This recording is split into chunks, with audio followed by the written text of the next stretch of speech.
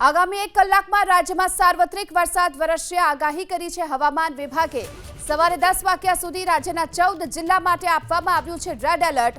આ સાથે 8 જિલ્લા માટે ઓરેન્જ એલર્ટ જાહેર કરાયું છે અને 11 જિલ્લામાં યલો એલર્ટ જાહેર કરવામાં આવ્યું છે।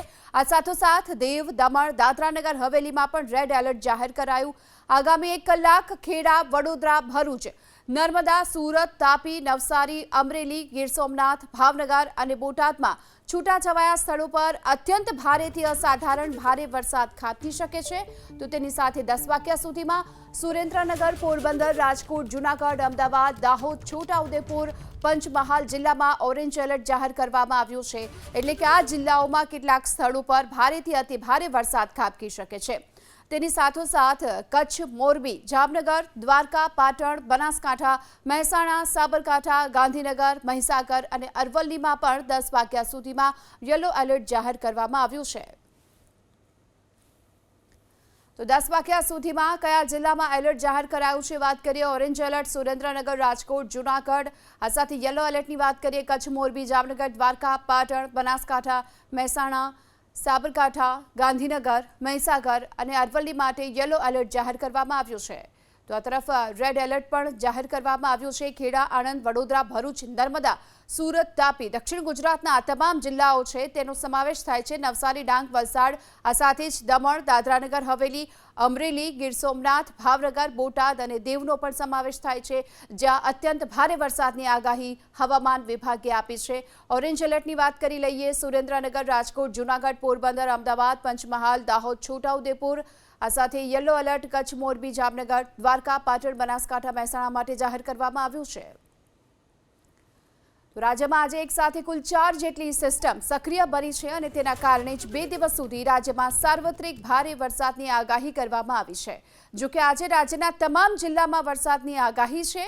મધ્ય ગુજરાતના અમદાવાદ, આણંદ, છોટાઉદેપુર, વડોદરા, સૌરાષ્ટ્રના ભાવનગર, બોટાદ અને દક્ષિણ ગુજરાતના તમામ જિલ્લા એટલે કે સુરત, નવસારી, ડાંગ, વલસાડ, તાપી, ભરૂચ અને નર્મદામાં અતિ ભારે વરસાદનું રેડ એલર્ટ આપવામાં આવ્યું છે। સંઘ પ્રદેશ અને દમણ અને દાદરાનગર હવેલીમાં પણ આજે વરસાદનું રેડ એલર્ટ જાહેર કરાયું છે। તેની સાથે સૌરાષ્ટ્રના કુલ 3 જિલ્લા છે, રાજકોટ, અમરેલી, સુરેન્દ્રનગર, મધ્ય ગુજરાતના ખેડા, પંચમહાલ, દાહોદ અને આ સાથે ગાંધીનગર એમ કુલ 7 જિલ્લા માટે વરસાદનું ઓરેન્જ એલર્ટ આપવામાં આવ્યું છે।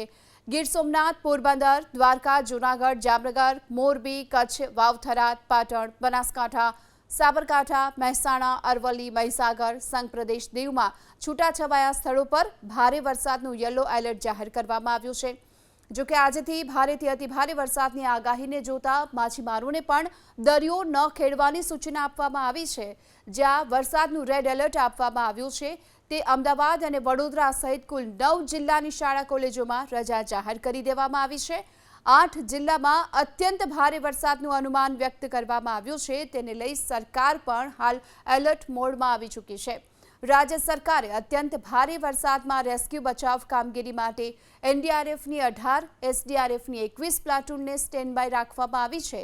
તેની સાથોસાથ અમદાવાદ, વડોદરા જિલ્લામાં પણ આર્મીની 10 કોલમ તૈનાત કરાઈ।